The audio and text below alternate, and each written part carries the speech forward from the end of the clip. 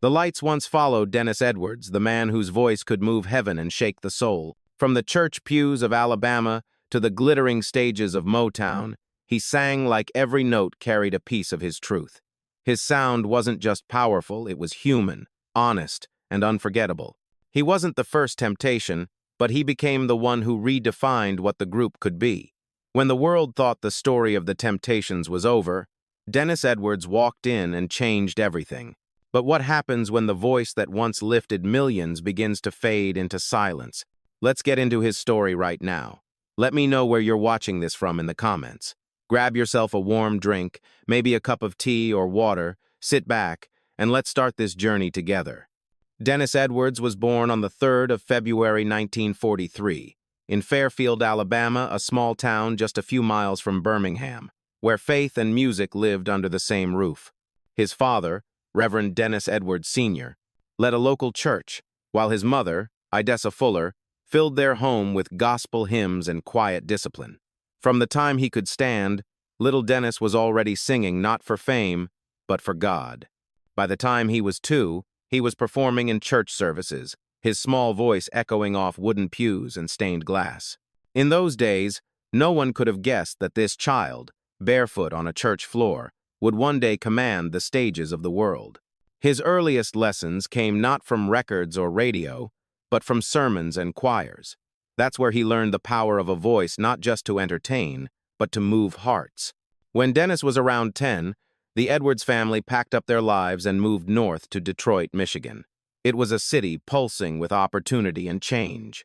For the young boy from Alabama, it felt like stepping into a new rhythm. The streets buzzed with factory sounds, jazz from corner bars, and the early stirrings of something that would soon become the heartbeat of America, Motown. Still, Dennis never lost his roots. He sang every Sunday at his father's church and soon became the choir director, guiding voices older than his own. But outside those church walls, he was drawn to another kind of music, the one his mother forbade. At home, secular music was off limits, but curiosity is a hard thing to silence. Late at night, Dennis would sneak a listen to radio shows that played Sam Cooke and Ray Charles, wondering what it would feel like to sing like that, not just for the spirit, but for the soul. In the late 1950s, Dennis joined a local gospel group called the Mighty Clouds of Joy.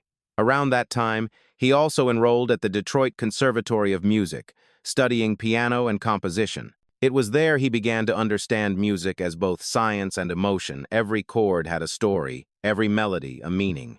But it was Sam Cooke who changed everything. When Cooke left gospel to embrace secular music, Dennis saw a door open. If Sam can do it, he told himself, so can I.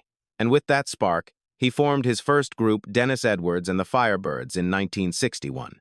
Their sound carried both the fire of the church and the raw honesty of the streets. That same year, he recorded his first single, I Didn't Have To, But I Did, for the small Detroit label International Soulville Records. It wasn't a hit, but it was a beginning proof that the boy from Fairfield could make his way into the wider world of music. Still, at home, his mother disapproved. To her, secular music meant turning away from faith. To Dennis, it meant expressing the truth of who he was. The push and pull between sacred and secular would define his life, a man caught between the pulpit and the stage, between the gospel he grew up with and the soul he couldn't resist. That tension gave his voice its edge, both holy and human.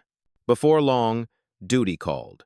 In January 1961, Dennis was drafted into the U.S. Army, serving as a field artilleryman.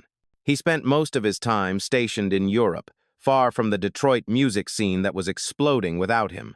But even in uniform, the music never left him. He sang to lift the spirits of fellow soldiers and kept notebooks filled with song ideas. When he returned to Detroit in 1966, Motown was at its peak, a dream factory for young black artists turning struggle into sound. Dennis was ready to step into that dream. He auditioned for Motown with the help of bass legend James Jamerson. Impressed but uncertain how to use him, the label signed Dennis to a retainer, promising that his time would come. He didn't know it yet, but fate was already writing the next verse of his story, one that would place him among giants. Before the red carpets and flashing lights, there was just a young man with a voice shaped by faith, hunger, and hope. a voice that the world hadn't heard yet but soon would. When Dennis Edwards returned home from the Army in 1966, Detroit wasn't the same city he had left behind. The factories still roared, but the rhythm of the streets had changed. Motown had turned into a movement. Young black artists were creating a sound that carried pride, pain, and power. For Dennis, it felt like destiny was waiting. With the help of his friend and Motown bassist James Jamerson, he got an audition with Motown Records. His voice, rougher, grittier than the smooth harmonies that dominated the label, caught attention immediately. Berry Gordy and his producers saw something different in him, something that didn't fit the usual Motown mold. They placed him on retainer, telling him to be patient. It wasn't the breakthrough he wanted, but it was a door left open. Then came an unexpected opportunity. In 1967, the lead singer of the Contours, Billy Gordon, fell ill, and the group needed a replacement. Motown called Dennis. He accepted without hesitation. The Contours were a lively act known for their hit Do You Love Me, and their shows were full of energy and grit, the perfect match for Dennis's powerful voice. Night after night, he proved himself on stage, commanding audiences with raw soul and confidence. And one night, as fate would have it, the Contours opened for the Temptations. Standing in the crowd that evening were Otis Williams and Eddie Kendricks, two men who would soon change his life. They were quietly watching, impressed by the young singer with the fire in his tone. At the time, the Temptations were facing turmoil. Their frontman, David Ruffin, was spiraling late arrivals, ego clashes, and erratic behavior had begun to fracture the group's unity. Behind the scenes, the remaining members were discussing what felt impossible, replacing the voice that had carried them to fame. By late 1967, Dennis left the Contours, hoping for a solo deal under Holland Dozier Holland's new Invictus Records label. But before any contract could be signed, Motown stepped in again, this time with an offer that would define his legacy. In June 1968, Dennis Edwards was asked to join the Temptations. It wasn't an easy decision. David Ruffin was not only his musical idol, but also a friend. Ruffin himself told Dennis that he was being chosen as his replacement, giving him reluctant approval. That conversation haunted Dennis. How do you take a man's place while still honoring his friendship? When Dennis walked into his first rehearsal with the Temptations, he wasn't treated like the new kid. He was treated like the future. His voice brought something new, rougher, more gospel, more truth. It was the sound of a new era. Still, Ruffin wasn't ready to fade away. For weeks, he crashed the Temptations' concerts, stepping onto the stage mid-performance to sing Ain't Too Proud to Beg, reclaiming the spotlight he had lost. The tension was electric, fans cheering, security scrambling, Dennis standing silently at the microphone, caught between admiration and defiance. Eventually, the chaos ended, and Ruffin was gone for good. The Temptations moved forward, and Dennis Edwards became their new lead. What no one knew that night was that Motown and soul music itself had just turned a page. The era of smooth harmonies was giving way to something deeper, grittier, and real. And at the center of it all stood Dennis Edwards, ready to sing the truth of his time. When Dennis Edwards officially joined the Temptations in June 1968, the world of soul music was changing. The civil rights movement had given a voice to the unheard, and that same spirit began to flow through Motown's music. The Temptations, once known for their clean-cut harmonies and polished choreography, were about to enter a new chapter, one that demanded a different kind of voice. Dennis was that voice. He didn't sing pretty, he sang truth. His tone was sharp, weathered, and alive, like he had lived every lyric before stepping to the mic. Producer Norman Whitfield recognized that immediately. Whitfield wanted to push Motown's sound into new territory, something more experimental, raw, and socially conscious. He found his perfect vessel in Dennis Edwards. Their first major project together was Cloud 9, a daring departure from the group's traditional sound. Released later that year, it was electric, a mix of psychedelic guitars, urgent horns, and a groove that felt like revolution. Dennis led the song with fiery conviction, his voice cutting through the layered production like a preacher warning the world of its own madness. Cloud 9 didn't just become a hit, it redefined the Temptations. It won the group their first Grammy Award and solidified Dennis as the man who carried them into the future. The smooth, romantic soul of My Girl was replaced by a message. Life was harder now, and the music had to speak the truth. Whitfield and Edwards continued their creative partnership with songs like I Can't Get Next to You, Ball of Confusion, and Psychedelic Shack. Each track was louder, braver, more experimental than the last. For Dennis, these sessions were more than just work, they were liberation. For the first time, his gospel fire had found its home in mainstream music. Behind the scenes, though, the pressure was immense. Following David Ruffin's legacy was no small task. Fans were divided, some missed the old voice, while others embraced the new energy. But Dennis didn't let comparison define him. I didn't come to replace anyone, he once said. I came to keep the music alive. His persistence paid off. In 1972, the group released Papa Was a Rollin' Stone, a haunting 7-minute epic that captured the darkness and beauty of a generation in turmoil. Dennis delivered one of the most iconic openings in soul history. It was the 3rd of September, a line that felt like it carried the weight of every father and son who'd ever been divided by distance or disappointment. That song became a cultural milestone, winning 3 Grammy Awards and immortalizing Dennis Edwards as one of soul music's greatest storytellers. His voice, layered with grit and pain, became the heartbeat of a restless America. But even as the hits kept coming, Dennis knew fame was fragile. The more success the Temptations achieved, the more personal battles arose within the group, egos, exhaustion, and creative clashes. Still, Dennis kept showing up, night after night, carrying songs that demanded everything from him. He was no longer just the new guy. He was the engine behind the Temptations' most daring years, the man who proved that evolution didn't mean losing your soul. By the mid-1970s, Dennis Edwards had not only secured his place in Motown history, he had transformed it. His voice had become the bridge between gospel and funk, between faith and fire, between the past and everything still to come. And yet, as every story in Hollywood teaches, no spotlight stays forever. The same fire that lifted him to greatness would soon begin to burn at both ends. By the early 1970s, Dennis Edwards had become more than just a singer, he was a force. The Temptations were no longer the clean-cut gentlemen of Motown. They were storytellers of a new age, and Dennis was their voice. His grit, his growl, his gospel-born conviction gave every lyric weight. When he sang, people didn't just listen, they believed. Cloud 9 had opened the door, but Papa Was a Rollin' Stone blew it off the hinges. Released in 1972, the song was like nothing Motown had ever produced. Long, dark, cinematic. The haunting bass line rolled in like thunder, and then came Dennis, confessing that immortal line. It was the 3rd of September. It wasn't just a lyric, it was a sermon. His delivery carried sorrow, pride, and defiance. All at once the sound of a man singing about every father who had ever left, every son who still waited for answers. The song swept the Grammys, earning 3 awards, including Best R&B Vocal Performance by a Duo or Group. Overnight, Dennis Edwards had gone from the new temptation to the voice of a generation caught between hope and heartbreak. More hits followed: Masterpiece, Ball of Confusion, Psychedelic Shack, Runaway Child, Running Wild. Each one carried a deeper message beneath the groove. For Dennis, these weren't just songs. They were reflections of a changing America, the tension, the pride, the exhaustion of a people fighting to be seen and heard. Offstage, the Temptations were now global icons. They performed to sold-out audiences across the United States, Europe, and Japan.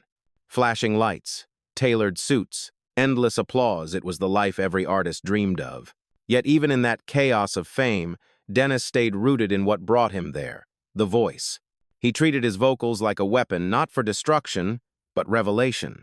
On stage, he'd close his eyes, sweat pouring down his face, gripping the microphone like it was the last truth left in the world. Fans said that when Dennis sang, you could feel God and pain in the same breath. But behind the glitter of award shows and tours, the group was under strain.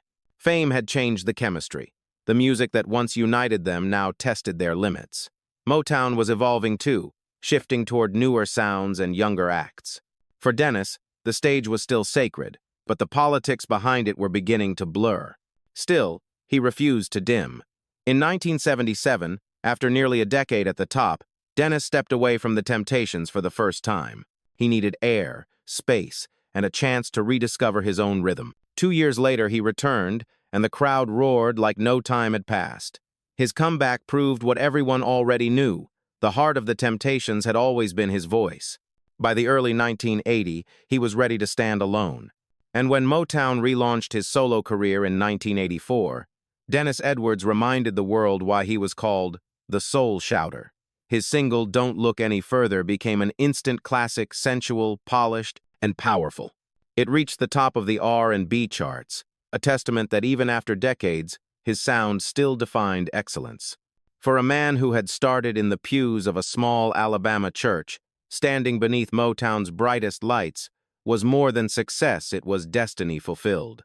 At last, Dennis Edwards had conquered the world, but as always, the higher the climb, the lonelier the view. Success has a way of testing the soul. By the time Dennis Edwards stood at the center of the Temptations' glory, the applause had become endless, but so had the strain. Fame wasn't a crown, it was a weight.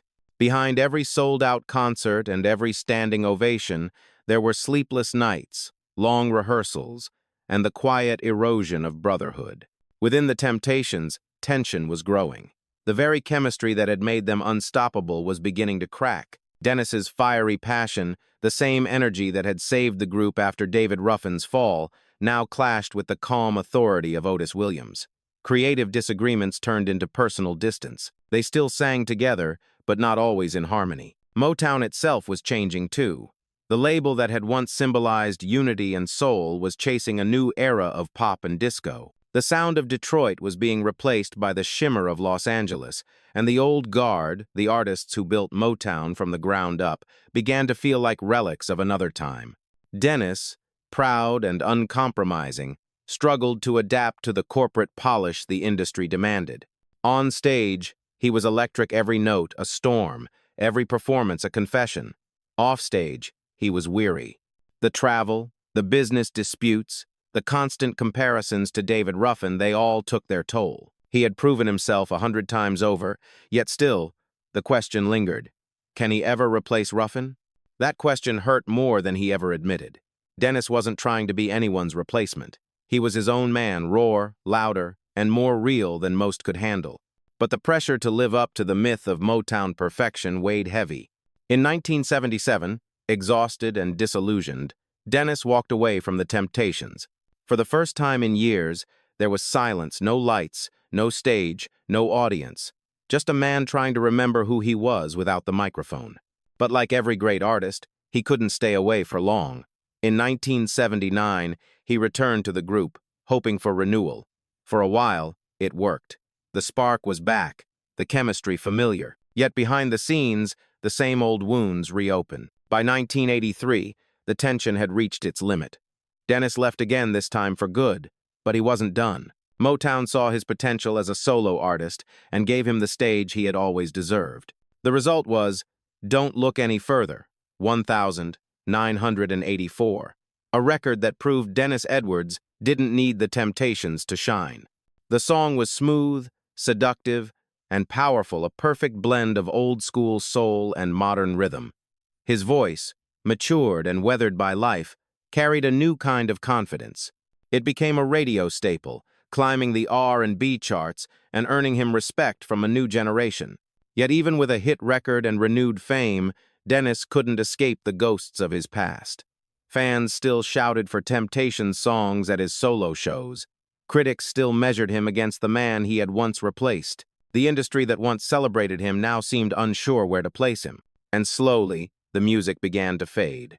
The hits stopped coming, but Dennis kept singing in clubs, on small stages, anywhere that would let him pour out the voice that had carried him this far. In public, he smiled for the cameras. In private, he began to face what so many artists do after the spotlight, dims the quiet reckoning of purpose, love, and legacy. The same light that once made him immortal was now fading. And for the first time, Dennis Edwards had to ask himself, who am I when the music stops? When the applause fades, silence becomes the hardest sound to bear. For Dennis Edwards, that silence came slowly, not all at once, but like a dimming light he could never stop from fading. By the late 1980s, the stage that had once felt like home began to feel distant. The hits stopped coming. Motown, now in its corporate years, was no longer the family it had been when he started. Still, Dennis kept singing. He never knew how to stop. In 1987, he briefly returned to the Temptations, reuniting with old bandmates for a tour that promised nostalgia but delivered tension. Old wounds resurfaced: creative control, royalties, the unspoken rivalry between Dennis and Otis Williams. For fans, the reunion was magic. For the men on stage, it was exhaustion disguised as harmony. When the reunion ended, Dennis chose to continue on his own path. He created his own touring act, The Temptations Review, featuring Dennis Edwards, a name that carried both pride and defiance. It was his way of saying that he had earned the right to the legacy he helped build. But even that would become a battlefield. Legal disputes followed over the use of the Temptations name. The music industry that had once celebrated him was now treating him like a man clinging to the past. In the middle of all the legal noise, Dennis still did what he'd always done best: perform. He toured relentlessly across the country: small theaters, jazz festivals, and R&B revival shows. His voice, though weathered, still burned with power. When he sang "Papa Was a Rollin' Stone" or "Don't Look Any Further," audiences stood on their feet, transported back to a time when his sound ruled the airwaves. But behind the curtains, life was less forgiving. The years on the road had taken a toll: the constant travel, the lack of rest, and the feeling of being remembered only for who he used to be. Friends noticed that Dennis had become quieter, more withdrawn. He was a man who had given his life to the music, yet found himself standing in its shadow. His personal life mirrored that same turbulence.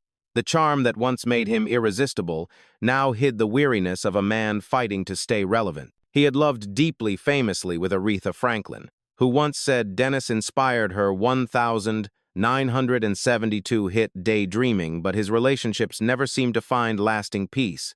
Later, he married Ruth Pointer of the Pointer Sisters, and together they had a daughter, Issa, who would one day sing in her mother's group. For a time, it seemed like life was settling into harmony again, but even that, like most of his joys, would be temporary. The music industry had moved on, but Dennis couldn't. He wasn't made for silence, so he kept touring, year after year, still dressed sharp, still giving the crowd the same passion he'd given in 1968. Every show was a reminder not of what he'd lost, but of what he refused to surrender. Yet underneath the pride, there was fatigue. The fire was still there, but the body carrying it had begun to tire. He could still command the stage, but when the lights went out, he walked slower.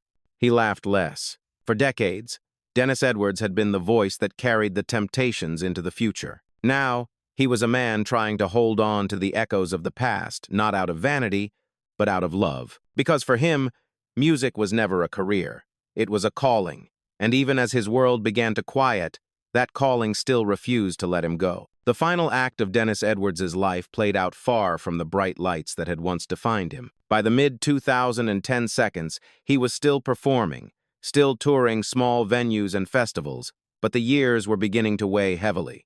The once fiery voice of the Temptations had grown softer, but it still carried something unbreakable: dignity. In 2017, Dennis's health began to decline. Reports mentioned recurring illnesses, and eventually, he suffered a stroke. He moved between hospitals and rehab centers, trying to recover his strength. To fans, the idea of Dennis Edwards, the man who once roared across Motown stages confined to a hospital bed, felt impossible. But even then, he held on to the faith that had carried him since childhood. Those close to him said he never complained. He talked about getting back on stage, about singing "Don't Look Any Further" one more time. Yet behind the hope, there were troubling signs. In his final months, disturbing allegations emerged: claims that Dennis was being neglected and abused by his wife, Brenda Edwards. According to court documents, an emergency protection order was filed on his behalf, alleging that he had been deprived of medical equipment and subjected to mistreatment. The news broke like a storm. Fans were shocked. The media rushed to report every painful detail. Brenda denied the accusations, insisting that she loved her husband deeply and that the claims were false.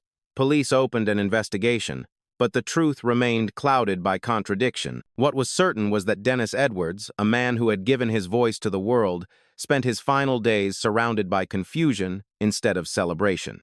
On the 1st of February 2018, 2 days before his 75th birthday, Dennis Edwards passed away in a hospital in Illinois. His death sent ripples through the music world. The same television stations that once played his songs now ran tributes and obituaries. Reporters called him a Motown legend, a Grammy-winning soul pioneer, and the voice that redefined the Temptations. But beneath the praise was a shared sorrow that his last chapter had ended in pain rather than peace. For his family and longtime fans, the allegations of abuse were unbearable to process. An autopsy later revealed no signs of physical harm, but by then, the damage was already done not to his body, but to the image of a man who had spent a lifetime giving joy to others. In those final months, as his health faded and the world whispered rumors, Dennis remained silent.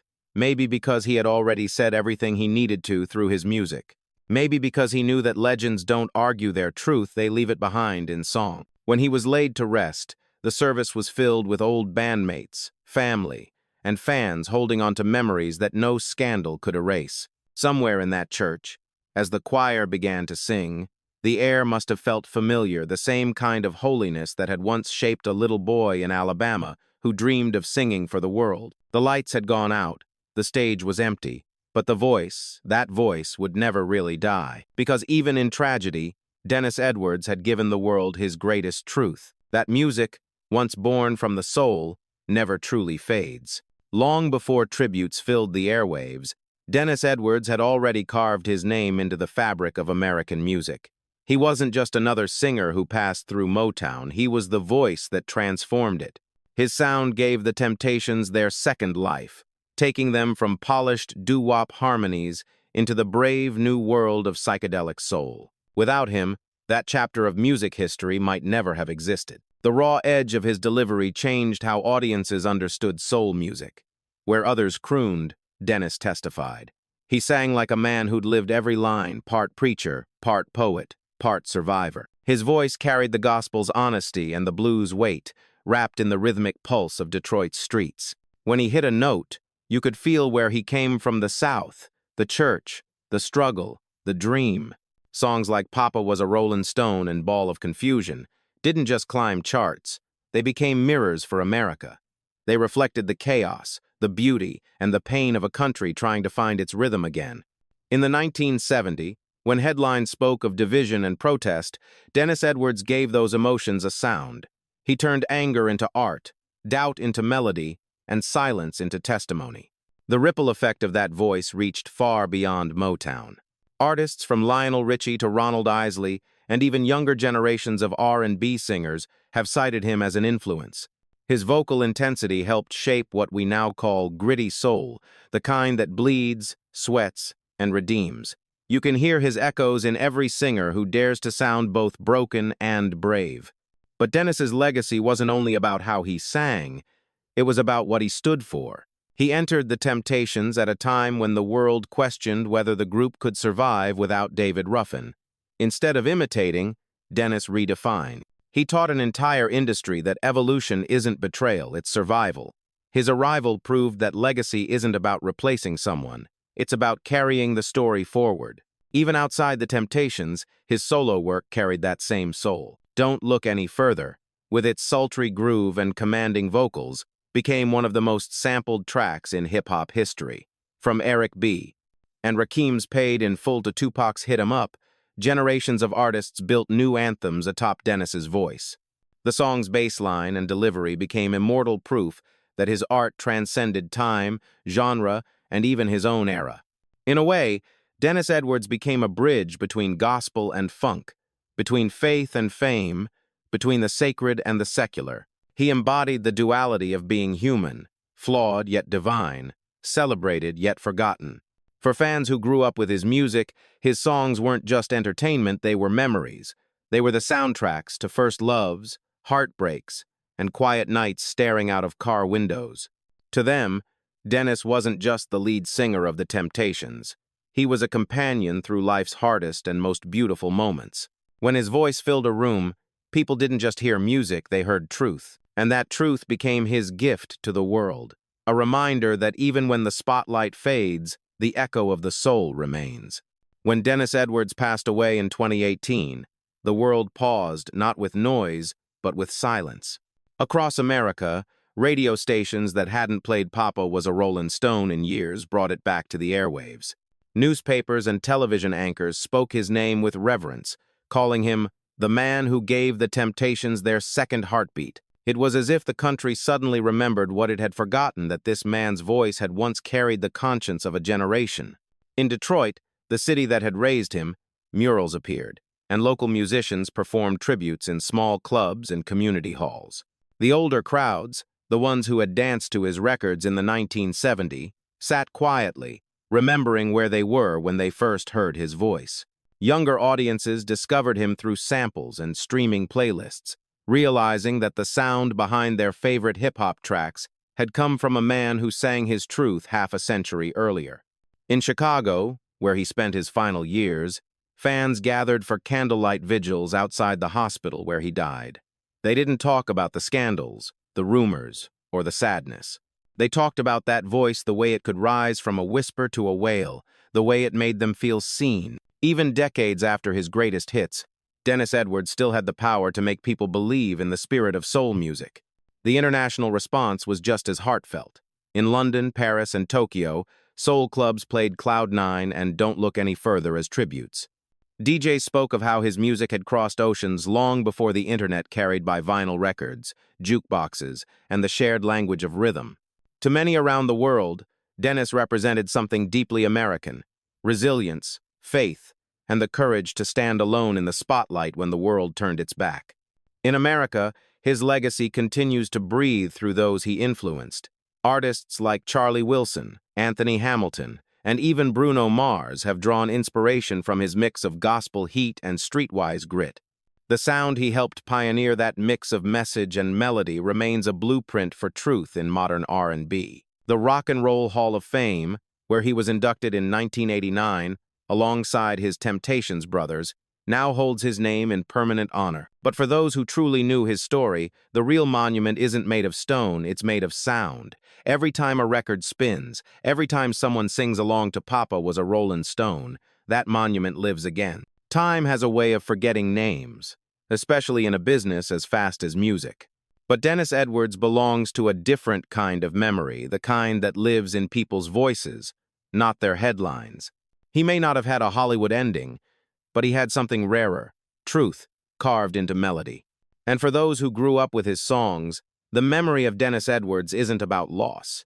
It's about gratitude, gratitude for a man who turned struggle into sound and left behind something eternal. Because legends aren't measured by how long they shine, but by how long their light stays in our heart. And somewhere, when a soul record plays on a quiet night, you can still hear him, that same fire, that same voice reminding us that some lights never go out.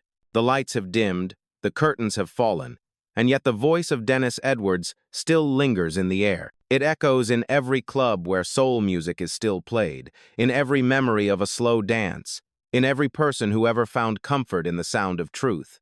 He was born in a small Alabama town, raised on faith, and forged in the fires of Detroit. From church pews to global stages, Dennis carried a voice that could both lift and break a heart. He wasn't just another name in Motown's story, he was its turning point. The moment the music stopped being safe and started being real, his songs told the truth about the times he lived in, about love, loss, faith, and the search for redemption. He made people feel, and that, perhaps, is the greatest gift an artist can give. Even when the industry moved on, Dennis never lost his calling. He kept singing for the same reason he started, because his soul needed to. For those who knew him, his story is a reminder that greatness doesn't always come with peace, and that legacy often carries both triumph and tragedy. But in the end, the measure of a man isn't the scandals whispered after he's gone, it's the music that refuses to die. And Dennis Edwards' music is still alive. In every beat of Papa Was a Rollin' Stone, in every line of Don't Look Any Further, in every soul who dares to sing the truth without fear. He left behind more than records, he left a lesson. That authenticity outlives fame, and that the purest art comes from pain transformed into beauty. So tonight, as the world turns a little quieter and another generation discovers his voice, remember the man who gave everything to the music he loved. Do you think Hollywood and Motown ever gave Dennis Edwards the respect he truly deserved? If this story moved you, hit that subscribe button, share his memory, and help us keep his light alive. Because legends don't disappear, they live where the music never ends.